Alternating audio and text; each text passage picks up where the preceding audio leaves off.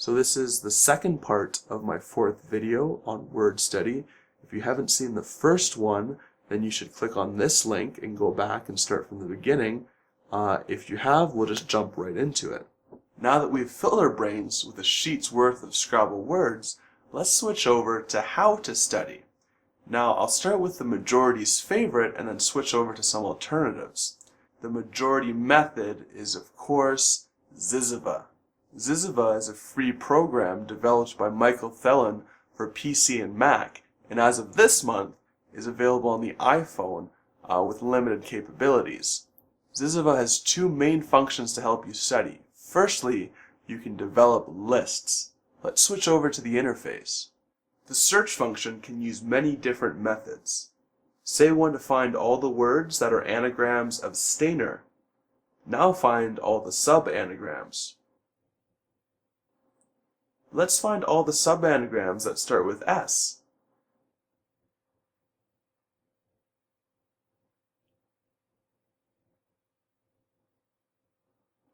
You can make lists of all of the word groups we've already discussed using the different options, including the aforementioned stems of arsine, retina, tisane, and satire.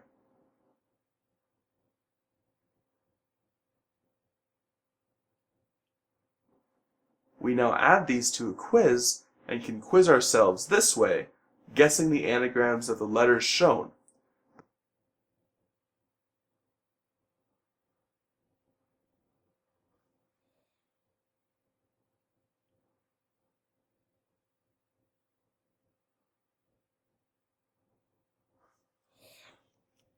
Besides this, there are many different ways to quiz yourself from a word list.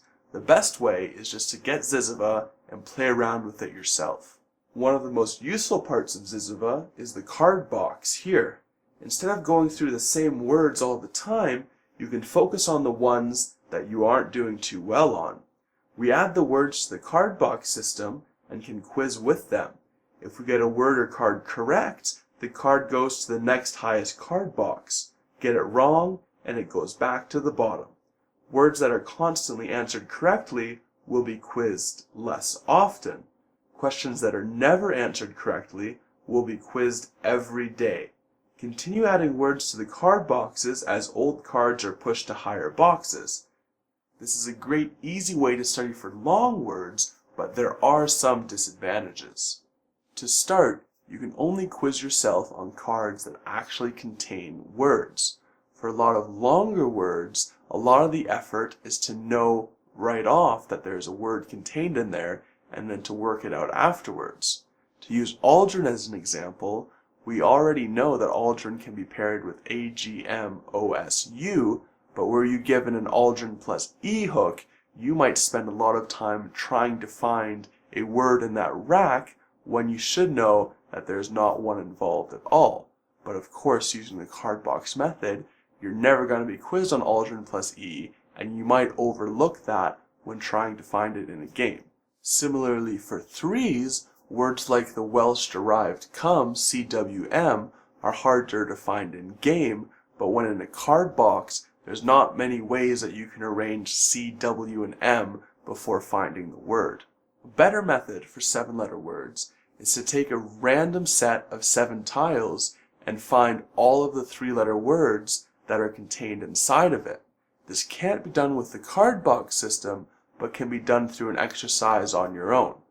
Given this rack, you can see why finding BRR, BRR, would be much harder than if you were just given RRB to find it in. A good way of doing this competitively is to play Boggle. Now you can play Boggle by yourself with or without a timer and just focus on finding as many 3-letter words as you can. This is one of my favorite ways for doing it, and you can actually also get the Boggle app for your iPhone or iPod and play on the go. Now, what the card box does is it takes all of your words and it mixes them up. And 2 words that may be related somehow and would be a lot easier to remember together might be forced to be studied separately forever. Now, after studying the 4-letter Z words, you should be familiar with the word zoic, but knowing that it takes that A front hook for azoic is a huge boost. Graffiti is a nice little find, but remembering that S front hook for sgraffiti is a diamond. Remembering these words together should help you remember them both. There are whole families of words that either relate to each other by letters, and I always remember the 4 words that end in AZOO together, or by families. The Jin family has obvious relations, including many useful hooks, while the Ganef family contains words that would be difficult to keep track of separately, but made easier by remembering them together. One solution for studying longer words is mnemonics. Now the 6-letter stem retina pairs with 17 letters to form 7-letter bingos. But if you were to find retina plus B on your rack, it is very important that you don't waste your time trying to remember what that B plus retina stem is. But having retina plus I on your rack, you may think that it doesn't look as conducive to a bingo, but just remembering that retina plus I does form a word, inertia, will actually give you the confidence to look at that word and you'll find it much faster. Remembering if there is a bingo is actually a lot easier than remembering what that bingo is, but is just as important to playing that bingo in the end. Mnemonics are a tool that make this possible. They are constantly used for remembering what letters go with a stem, or to remembering what letters hook on to the front or back of another word. For example, remembering what letters can be added to the end of ka to make a 3-letter word can be difficult, considering that none of the resulting words are too common in conversation.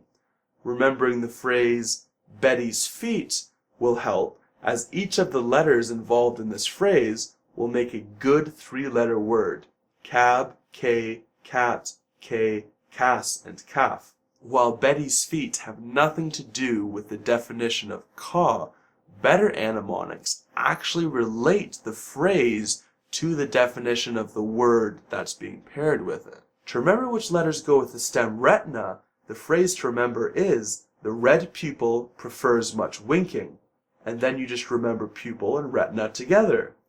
Even easier, if you arrange retina as retain instead, the phrase is fittingly, smug wife keeps the children.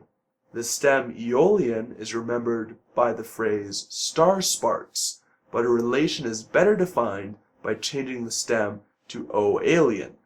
You may guess that any appropriate phrase for the stem arsine, a highly toxic chemical, would include the word poison. And you would be right. For an extensive list of mnemonics, this is a good link. However, I have found a lot of my own phrases that I actually prefer a lot better than what is widely available. So you should challenge yourself as well to come up with a few of your own. Of course, card boxes and flashcards don't need to be used with a computer, and many have chosen to go with the low-tech route. Recurring national champion Joe Edley, who I've shown his book to you before, actually memorized his words by reading flashcards while driving to work. Many online interactive games have actually adopted the OWL or OSPD dictionaries, but using them just isn't going to give you the same rate of return for your time as straight studying will. Speaking of which, a lot of people think that playing high-level players, they're going to learn a lot of words, but this just is not true. In the 40 minutes it's going to take you to play a game, you're probably going to average learning about 1 to 2 words in that time. In that same 40 minutes with studying, you can probably learn about 100 words. While studying lists is generally a really bad way of studying, one list should be noted. One day, someone decided that they would pit 2 Quacklebots against each other in over 1 million games and record how often each word in the dictionary was played. This exhaustive list, 228 pages, starts with key and ends in susurrus. What you'll see as you scan over the first few pages of this list is a compilation of all the categories that we've been talking about so far. However, there are some blatant omissions from the methods that we've been covering. Many common bingos are completely missed out with the methods we were talking about earlier. Teeny A, which is one of the most played bingos, doesn't have a stem at all. Erotica, which does have a common stem, is actually the only word that is derived from that stem. So Teeny A, erotica, and other very common words are completely missed out on by just focusing on stem play.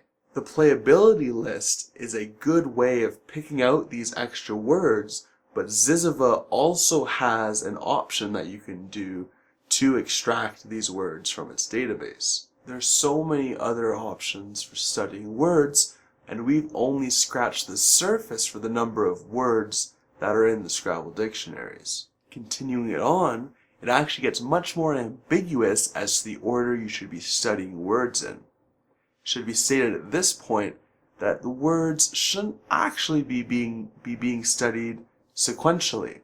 By the time you get to the end of the list, you should still be studying your three-letter words, and there should be lots of overlap whenever you're studying.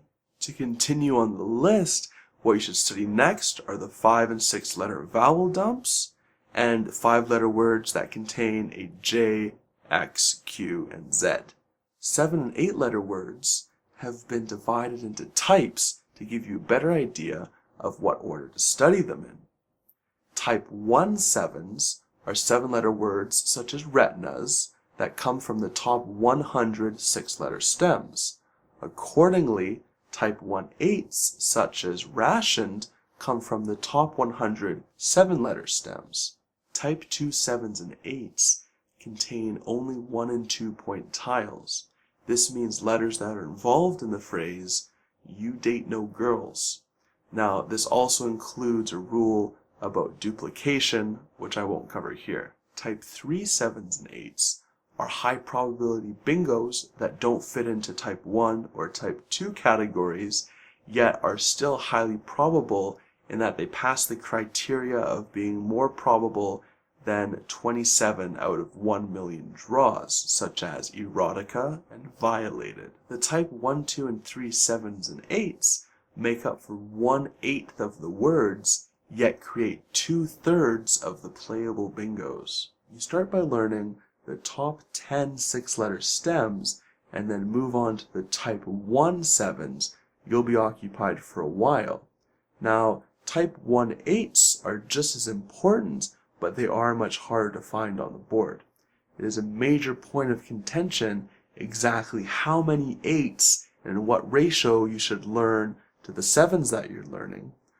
For now, once you learn the Type 1 7s, just go and try the top 10 7-letter stems to make 8-letter words. Let's take a look at a Scrabble board. Notice how many of the premium tile pairs, such as the triple letter double word, double word, and triple word double letter, are 5 tiles apart. Arranging your high-valued tiles as the first or last letter of a 5-letter word will blow up your score. Here, coin blows a gnocchi out of the water. 5-letter words with 4+ point tile as the first and or last letter are referred to as high fives. This includes 2,600 of the 9,000 or so fives. It is a good starting point to cut that hurdle down. Rounding out the top, the longest list of words you're going to have on here at 2,849 is the 3 make 4s.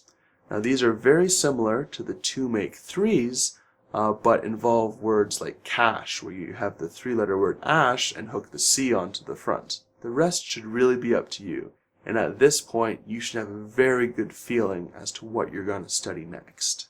Now if you want a few more resources on word study, or if you just want to stray away from the computer-based study as much as possible, there are 3 Scrabble word books that expert players will recommend. The most common of the 3 is Mike Barron's word book. Now, this is a guy that was responsible for creating a lot of the concepts that I've discussed in this video. It's available on Amazon. It's pretty cheap. So if you want to go the text-based hard copy route, that's a good one to have. There's 2 more. Bob's Bible by Robert Gillis is highly recommended and is intermittently available on Amazon. And there's also Brow Razors by Tony Rash, which you can only get on browrazors.com. I haven't gotten my hands on either of those two books, the last two books. So if you have them, you can let us know what you think in the comments. Other than that, that's all for now. Thanks for watching, and please leave some feedback down in the comments so we can get some more discussion going. I'll just leave you with this one quote from an unpublished version of Stephen Fatz's book Word Freak.